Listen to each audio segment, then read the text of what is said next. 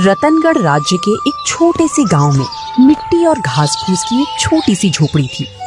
उसी झोपड़ी में रहता था एक गरीब किसान हरिया और उसका एक लड़का मंगल। अरे सूरज सर पर चढ़ आया, फिर भी ये अभी तक खेतों पर नहीं आया। हरिया गुस्से में अपनी झोपड़ी की ओर चल देता है।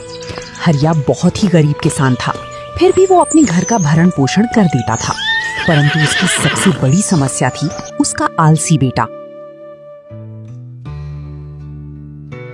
झोपड़ी में पहुंचकर हरिया, नवाब साहब आराम फरमा रहे हैं। क्यों नवाब साहब, रात में कहीं गए थे क्या? बाबूजी, क्यों सुबह सुबह शोर कर रहे हो? आलसी कहीं का, अपनी आंखों को खोलकर देख, सूरज सर पर चढ़ाया है। सभी लोग अपने अपने काम पर निकल गए और तू यहाँ अभी तक आराम फरमा रहा है। सूरज सर पर चढ़ आया है तो आप यहाँ क्या कर रहे हो? खेतों पर जाइए और मुझे सोने दीजिए। अरे वाह नवाब साहब, हम अभी आए हैं खेतों पर से, तुम्हारा इंतजार करते करते कि साहब आ रहे हैं, पर साहब तो नहीं आए, हमें ही आना पड़ा। कहाँ है मेरा डंडा? अरे बाबूजी, डंडा मत उठाइए, मैं उठाया। मंगल उठकर झोपड़ी में से बाहर निकल जाता है। मंगल अपने आलसीपन की वजह से हर दिन ऐसा ही करता था।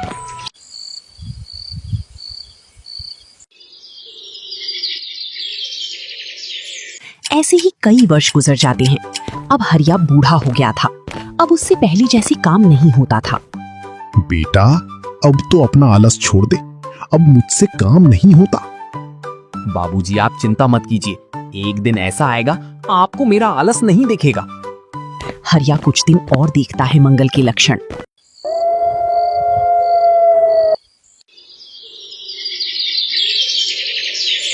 अब मैं तुझे और नहीं रख सकता हूँ अपनी झोपड़ी में, क्योंकि तू अपनी हरकतों में कुछ भी बदलाव नहीं कर रहा है। अब मुझसे तेरे खर्चे नहीं उठते।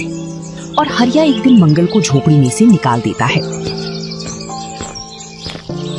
अब मैं घर तभी लौट कर आऊंगा जब मैं बहुत सारा धन कमा लूंगा। इससे पहले मैं घर लौटकर नहीं आऊंगा, चाहे कुछ भी हो जाए। इस प्रकार बड़बड़ाते हुए मंगल गांव के रास्ते से जा रहा था। तभी उसकी निगाह गांव की चौपाल पर जाती है। वहां राजा की सैनिक कुछ कह रही थी तो मंगल भी उनके पास चला जाता है। सुनो सुनो गांववासियों, अभी डाकुओं का प्रकोप बहुत बढ़ गया है और उनके जरिए आए दिन हमारे राज्य में चोरी की जा रही है। इसलिए अपनी कीमती चीजों को अच्छे से रखो और घर का अच्छे से ध्यान रखो। आप ज्यादा चिंता मत कीजिए, महाराज की ओर से पूरी कोशिश की जा रही है उनको पकड़ने की, और जो कोई भी उन डाकुओं को पकड़ने में सहयोग करना चाहता है, एक बार राज दरबार में जाकर महाराज से जरूर मिले। इतना बोलकर राजा की सैनिक वहां से चली जाती हैं। उन्हीं के पीछे पीछे कुछ गांव के लोग भी चल देते हैं और उन्हीं के साथ मंगल भी था। इधर गांव में देखो भैया, जब तक ये डाकू नहीं पकड़े जाते तब तक कोई भी अपने घरों से दूर नहीं जाएगा। हाँ भैया, सही बोल रहे हो, अगर दूर गए तो पता नहीं डाकू क्या क्या चुरा कर ले जाएंगे घरों से। हाँ भैया, अब तो चौकन्ना रहना पड़ेगा जब तक ये डाकू नहीं पकड़े जाते तब तक। इधर राज दरबार में मंगल और कुछ गांव वाले पहुंच जाते हैं। आप सभी को अवगत होगा, हमारे राज्य में डाकुओं का प्रकोप बढ़ गया है और इसकी सूचना राज्य के कोने कोने में सैनिकों द्वारा पहुंचा दी गई है, जिससे राज्य के लोग सतर्क हो जाएंगे। अगर आप में से कोई भी व्यक्ति उन डाकुओं को पकड़ने में हमारी मदद करेगा तो उसे हमारी ओर से 100 सोने के सिक्के उपहार में दिए जाएंगे। मंगल मन ही मन में, सोने के सिक्के? ये तो मैं ही लेकर रहूंगा। लेकिन एक बात का ध्यान रखिए, वो डाकू बहुत ही खतरनाक है। आज तक जिन लोगों ने उनको पकड़ने की कोशिश की, उन लोगों का आज तक पता नहीं चला कि वो कहां हैं और किस हाल में। कई बलवान और बुद्धिमान व्यक्ति उनको पकड़ने के प्रयास में असफल रहे हैं और उनको पकड़ने में आपकी जान भी जा सकती है। राजा की बात सुन सभी लोग घबरा जाते हैं। कुछ तो राज दरबार में से ही अपने अपने घर लौट जाते हैं और कुछ लोग हिम्मत करके डाकुओं को पकड़ने के लिए जंगल की ओर चल देते हैं। देखो भैया देखो, जिसने आज तक एक चूहा नहीं पकड़ा वो भी आज डाकुओं को पकड़ने के लिए जा रहा है। अरे मंगल, ये हरिया काका की झोपड़ी नहीं है, ये डाकुओं का क्षेत्र है। इसमें सो गए तो हमेशा के लिए सोते ही रह जाओगे। ये कोई झोपड़ी थोड़ी है जिसमें तुम अपना आलस्य फैलाते रहते हो और अपने बिस्तर में ही पड़े रहते हो। तुम चाहो कितना भी मेरा मजाक उड़ा लो, परंतु एक दिन मैं ही उन डाकुओं को पकड़वाऊंगा। देखना तुम लोग, उस दिन तुम्हारी ये हंसी गायब हो जाएगी, समझी? अरे लो भैया सुन लो, अब तो आलसी भी काम करेंगे। वो भी काम की शुरुआत देखो, सीधे डाकुओं के घर पर डाका डालने की बोल रहा है। अरे तुम्हें पता भी है डाकू कितने शातिर होते हैं और फुर्तीले, तुम्हारी तरह आलसी नहीं होते हैं। तुम सोने में ही रह जाओगे और वो तुम्हारे पास से ही निकल जाएंगे और तुझे पता भी नहीं चलेगा आलस में। सभी लोग मंगल का खूब मजाक उड़ाते हैं। धीरे धीरे सभी लोग अपना अपना रास्ता बदल लेते हैं और जंगल की ओर बढ़ जाते हैं। अरे ये तो बहुत ही खतरनाक जंगल लग रहा है और सभी लोग मुझे अकेला छोड़कर अपने अपने रास्ते से निकल गए। मैं तो अकेला ही हूँ, अगर उन डाकुओं ने मुझे पकड़ लिया तो क्या करेंगे मेरा? यही सोचकर तो मुझे डर लग रहा है। इससे अच्छा इस जंगल में से निकल लो, जान बची लाख उपाय। इस जंगल में तो अंदर आने से ही डर लग रहा है।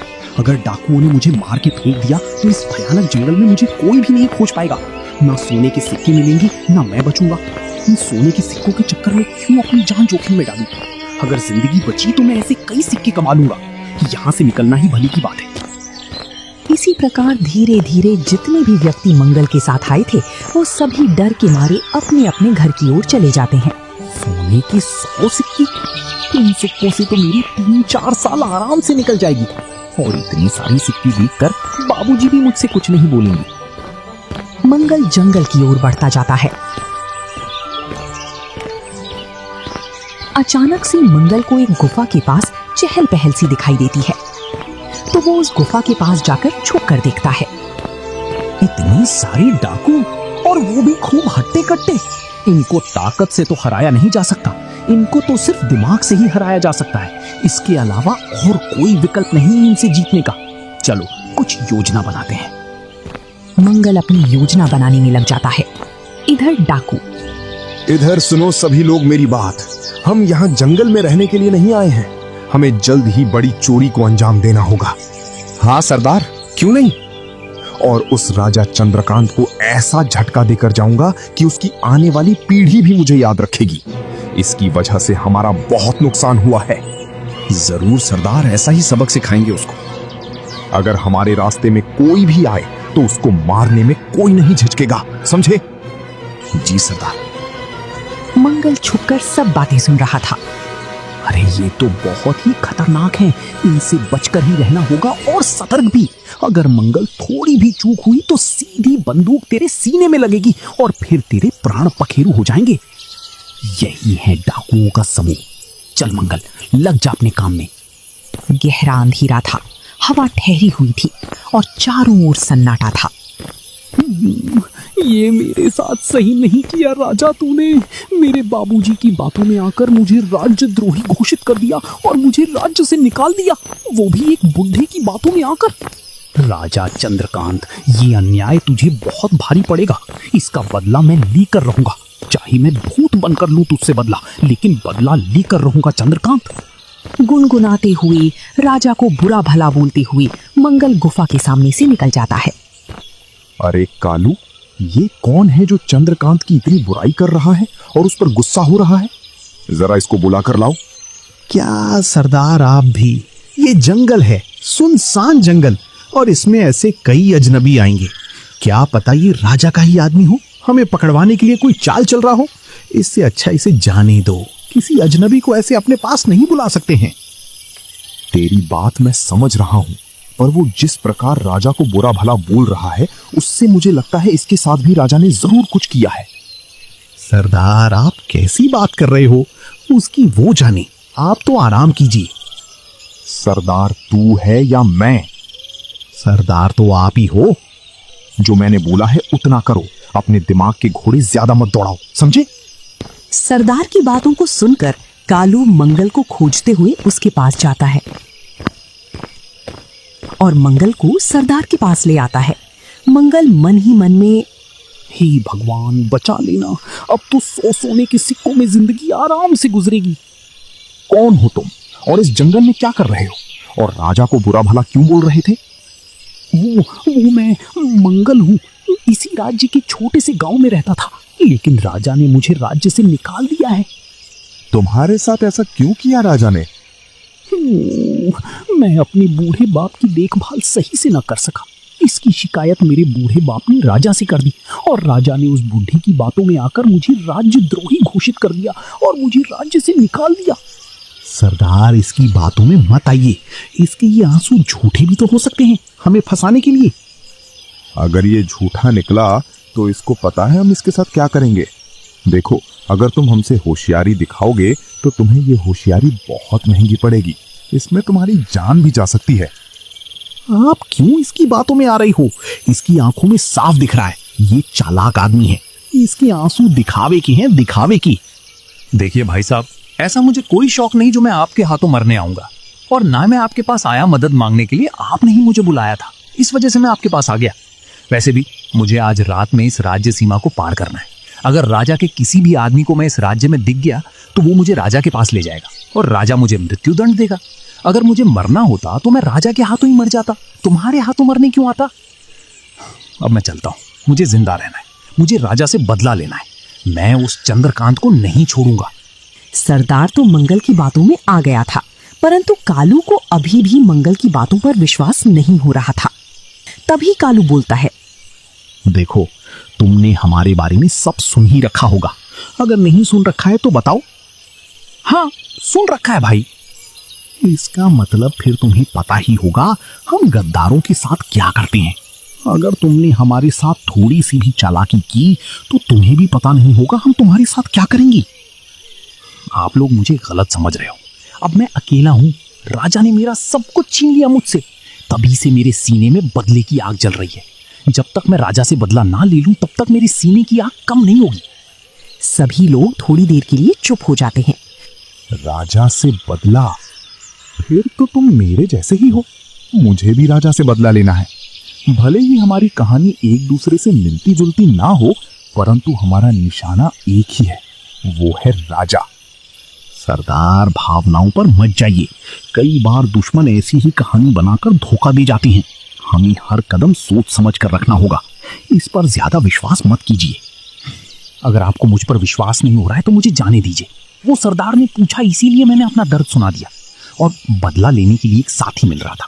अगर आपको मुझ पर विश्वास हो तो बताइए, मुझे क्या करना होगा जिससे आपको और भी मुझ पर विश्वास हो जाएगा कि मैं आपके साथ हूं, खिलाफ नहीं। सरदार, आप इस पर इतना विश्वास मत कीजिए। इसकी आंखों में मुझे चालाकी दिख रही है। आप कहो तो मैं इस पर बंदूक तान दूं? ये हमें धोखा दे, इससे पहले इसको प्रभु दर्शन करा दूं। हम तुम्हें एक मौका देते हैं, लेकिन याद रखना, अगर तुमने चालाकी दिखाई तो हमसे बुरा कोई नहीं होगा। इन दोनों से सतर्क रहना होगा। अगर मैं थोड़ा सा भी इधर उधर हुआ तो कहानी खत्म अपनी। धीरे धीरे इनका भरोसा जीतना होगा, तभी सही मौका मिलेगा। इसी प्रकार रात गुजर जाती।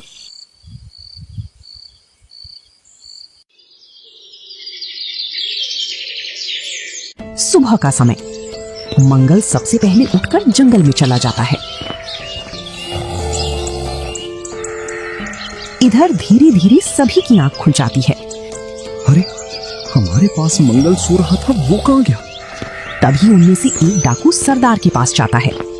सरदार, मंगल कहीं नहीं दिख रहा है। हमने उसको गुफा के चारों ओर देख लिया, फिर भी नहीं मिला। मैंने बोला था सरदार, अजनबी पर विश्वास मत कीजिए, परंतु आपने मेरी एक भी नहीं सुनी। लो, भुगतो विश्वास की सजा। आता ही होगा राजा की सेना लेकर।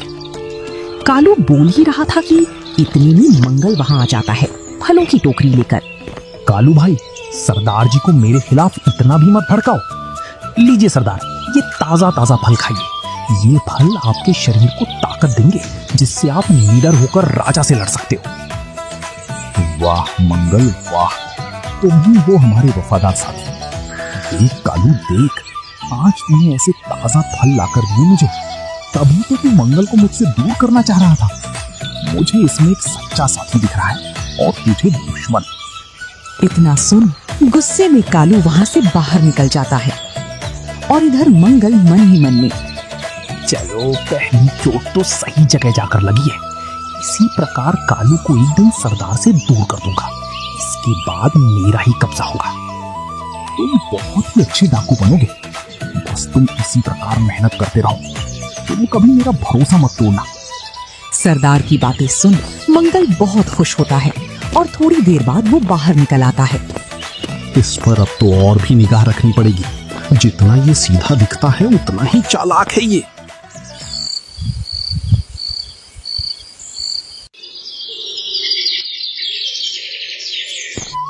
ऐसे ही ऐसे कई दिन गुजर जाते हैं और मंगल हर दिन सरदार के लिए कुछ न कुछ नया लाता। सरदार, आज थोड़े कमजोर दिख रहे हो। चलो आपके लिए ताजा मांस की व्यवस्था करता हूँ। इतना बोलकर मंगल जंगल की ओर चल देता है और कुछ ही समय में एक खरगोश को पकड़ लाता है और उसे पकाकर सरदार को परोस देता है। तुम बहुत ही स्वादिष्ट खाना बनाते हो। मुझे भी शरीर में थोड़ी कमजोरी दिख रही थी, लेकिन इस स्वादिष्ट खरगोश को खाने के बाद मेरे शरीर की सारी कमजोरी गायब हो गई है। वाह, क्या ही बात है। तुमने बहुत ही स्वादिष्ट खरगोश पकाया। ये मेरे हाथों का कमाल नहीं है, वो तो खरगोश ही बड़ा शानदार था। सरदार थोड़ी ही देर में सारा खरगोश खत्म कर देता है। मंगल, तुम बहुत ही मेहनती हो। तुम्हारे बारे में जितना बोलूं उतना कम है। तुम्हारे बारे में मेरे मन में जो डर था वो तुमने सब खत्म कर दिया। तुम्हारी सेवा ने हमारा दिल जीत लिया। आज से तुम मेरा दायां हाथ और कालू, आज से तुम मेरा बायां हाथ। कालू मन ही मन में, जिसका डर था वही हुआ। या तो ये बहुरूपिया है या फिर मेरी गद्दी छीनने आया है सरदार के पास। इसने तो मुझे धोबी का कुत्ता बना दिया। छी, मैं भी क्या सोच रहा हूं। कालू, इस मंगल पर अब हर पल नजर रखना होगा, तभी इसकी सच्चाई पता चलेगी। किन ख्यालों में खो गया कालू? किन्हीं ख्यालों में तो नहीं सरदार। मंगल, अब तुम हमारे विश्वसनीय साथी बन गए हो, तो तुम्हें हम अपनी योजना बताते हैं। आज रात हम राजा का राजकोष लूटेंगे। जब राजा का राजकोष लूट जाएगा तो वो वहीं कमजोर हो जाएगा और हमारा बदला भी पूरा हो जाएगा। सरदार, आपने कहीं ज्यादा जल्दी तो नहीं कर दी मंगल को योजना बताने में? मुझे अभी भी इस पर भरोसा नहीं है। अगर इसने हमारी जानकारी राजा तक पहुंचा दी तो हमारी सारी योजना धरी की धरी रह जाएगी। सरदार, आप मुझ पर विश्वास कीजिए। चाहे मेरी जान चली जाए, लेकिन मैं कभी भी आपकी योजना किसी को भी नहीं बताऊंगा। और वैसे भी मुझे राजा से बदला लेना है। यही सही मौका है बदला लेने का। मंगल ने सरदार को पूर्णतः अपने कब्जे में कर लिया था, परंतु कालू अभी भी उसके पक्ष में नहीं था और कालू अभी भी उस पर निगाह बैठाए था।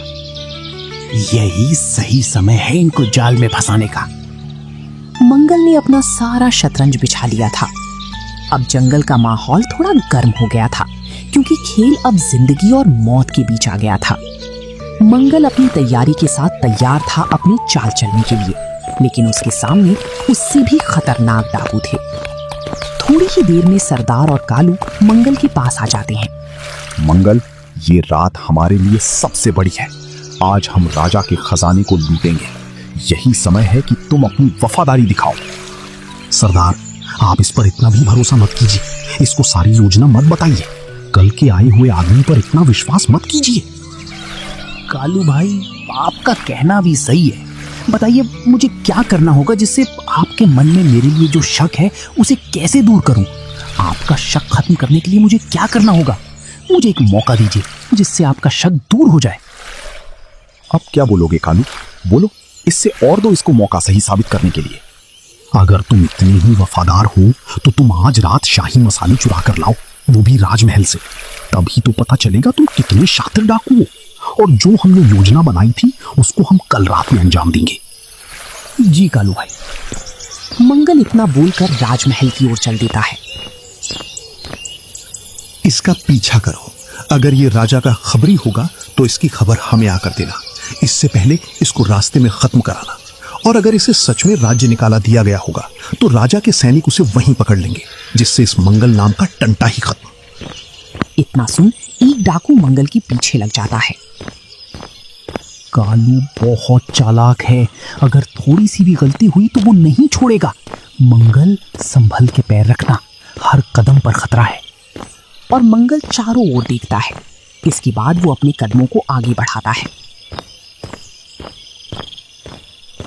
बड़ी ही सावधानी से वो राजमहल में से मसाले चुरा लाता है। लो कालू भाई, तुम्हारे शाही मसाले। अब तो आपका शक कम हुआ। हाँ मंगल, क्यों नहीं। तुम तो बड़े ही होनहार हो और शातिर चोर भी।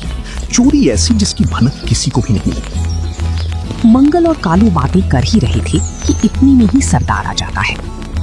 अरे तुम दोनों की बातें पूरी हो गई हो तो मंगल, आज तुम्हारे हाथ का खाना खाने का बहुत मन कर रहा है, और ऊपर से ये शाही मसाले।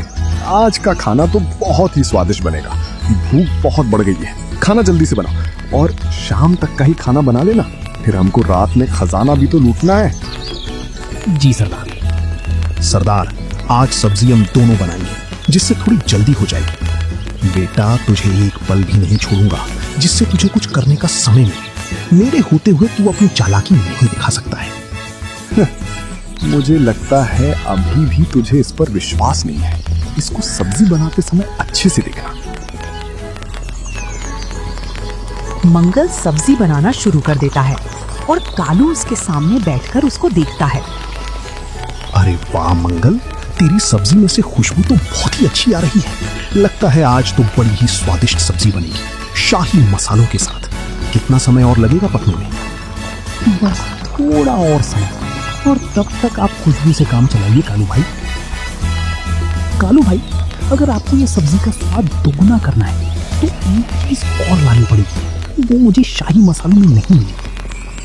वो है अजवाइन के पत्ते। अगर वो तुम जंगल में से ले आते तो इस सब्जी का स्वाद दोगुना हो जाता। मैं इतना भी पागल नहीं हूँ। मैं यहाँ से कहीं नहीं जाऊंगा। तुम मौका पाकर इसमें कुछ विषैला मिला दोगे और हमें राजा का बंदी बना दोगे। चलो ठीक है, आपको स्वाद नहीं लेना है तो मत लीजिए, मैं आपके स्वाद के लिए बोल रहा था। एक काम करो मंगल, तुम लेने जाओ उन पत्तों को। मैं वैसे भी उनको नहीं जानता। मैं यही हूँ रसोई में। कालू के बोलने की देरी थी। कालू के बोलते ही मंगल जंगल की ओर चल देता है। मंगल जंगल में से कुछ नींद की औषधि के पत्ते ले आता है। ले आए अजवाइन के पत्ते? हाँ, ले आया कालू भाई। इनकी खुशबू सूंघो, कितनी अच्छी खुशबू आ रही है। खुशबू तो बहुत ही अच्छी आ रही है इनमें से। अब जल्दी से डाल दो इन पत्तों को इस सब्जी में। अब तो भूख बहुत पड़ गई है। मंगल वो नीम के पत्ते उस सब्जी में डाल देता है। थोड़ी देर बाद सभी खाना खाने के लिए बैठ जाते हैं। अरे मंगल, तू क्यों नहीं बैठा खाना खाने? सरदार, आप ग्रहण कीजिए, मैं सभी को खाना खिलाने के बाद खा लूंगा। सभी लोग बड़े चाव से खाना खाते हैं। बड़ा ही स्वादिष्ट खाना है, खाओ खाओ। मानना पड़ेगा तुम्हारे हाथों की जादू को मंगल। सभी जमकर खाना खाते हैं। खाना खाते खाते धीरे धीरे सभी को नींद आती जा रही थी। सरदार, ये क्या हो रहा है? मुझे नींद क्यों आ रही है? मुझे भी। मंगल, तुमने सब्जी में क्या मिलाया? कालू सोता जाता और बोलता जाता। सरदार, मैंने आपसे बोला था कि इस पर विश्वास मत कीजिए, ये धोखेबाज है। मंगल, ये तुमने मेरे साथ बहुत गलत किया है। तुमने विश्वास दिलाकर हमारे साथ विश्वासघात किया है। इसकी सजा तुझे पता है ना? सरदार, मैंने कुछ नहीं किया। इन सभी ने जमकर खाना खा लिया, इसी वजह से इनको नींद आ रही है। अगर इसमें मैं कुछ मिलाता तो आपको भी तो इसका असर होता, आपको भी तो नींद आती। गए सरदार। सरदार को भी नींद आ जाती है। मैं तो घबरा ही गया था। बढ़िया रही जो सही समय पर सरदार को नींद आ गई। दवाई ने सही समय पर असर दिखाया, नहीं तो सरदार आज मेरे प्राण पखेरु उड़ा देता। चलो, ये सभी तो शाम तक के लिए लंबे विश्राम में गए। चल मंगल, जल्दी चल। मंगल उठकर राजमहल की ओर चल देता है। वो राज दरबार में पहुंचकर सारी घटना सुनाता है। घटना सुनने के बाद राजा कुछ सैनिकों को मंगल के साथ भेज देता है।